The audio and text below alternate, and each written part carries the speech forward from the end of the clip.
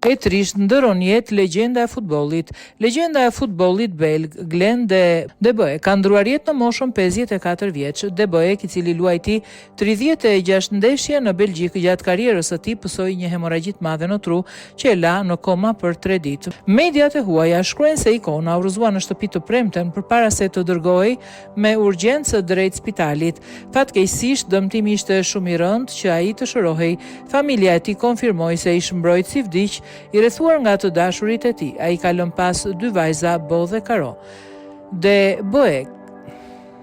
Ai e filloi karrierën e tij me klubin e qytetit të lindjes, FC Bonn, përpara se të nënshkruante me Mechelen.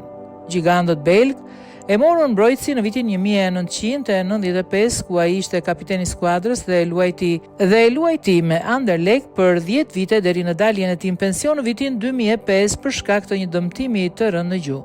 Pasi vari këpucët në gozhë, 54 vjeçari u bë ndihmës trajner përpara se të niste karrierën e tij si trajner. Puna e tij e parë ishte te Cercle Bruges, ku qëndroi për 3 vite përpara se të merrte drejtimin e Germinal Beerschot. Më vonë drejtoi ekipin në Holland. Puna e tij si trajner e bëri të kthehej te klubi i ligës belge 2023. Më pas u bë një komentator i shquar në televizionin belg. Sipas mediave të huaja, familja ka përjetuar një vit shkatërrues me humbje personale.